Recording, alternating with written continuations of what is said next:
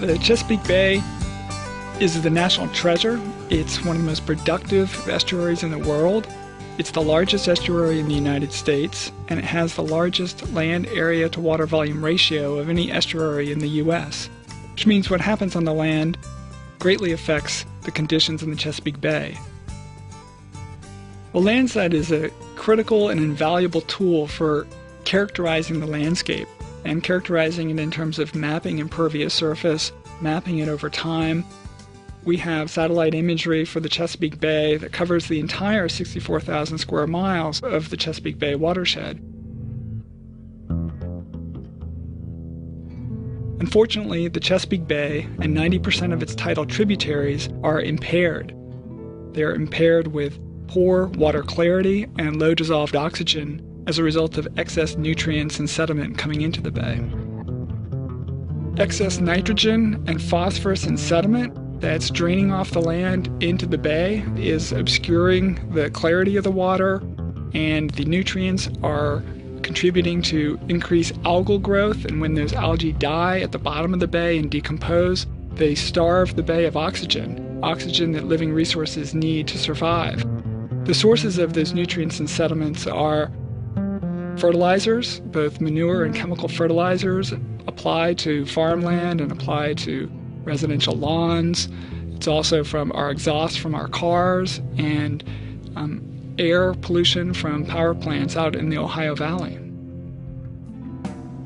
Landsat imagery is critical for monitoring changes in impervious surface, monitoring changes in tree canopy, and then other ground cover like grasses and shrubs. We can use the satellite imagery to track consistently through time across 6 states how the condition of the landscape has changed and what it is like.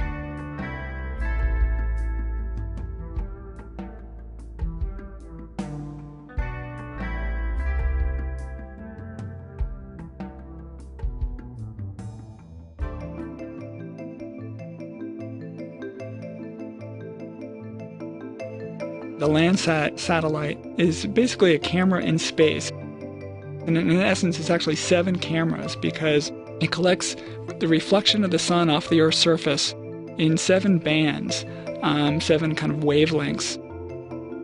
We use this information to characterize different features on the land, such as trees or impervious cover, because each one of these features reflects the sun in different wavelengths. And so we're able to take the information from the satellite and take what's, basically a bunch of numbers and translate that into, well, these numbers correspond to trees and these other numbers correspond to impervious surfaces, and do that consistently across very large areas. Landsat is just invaluable in providing this baseline of observations for science about how human activities on the land affect water quality, affect wildlife habitat, affect air quality. Without it, we wouldn't be able to really understand how sources of nutrients and sediment have changed and where they are in the Chesapeake Bay.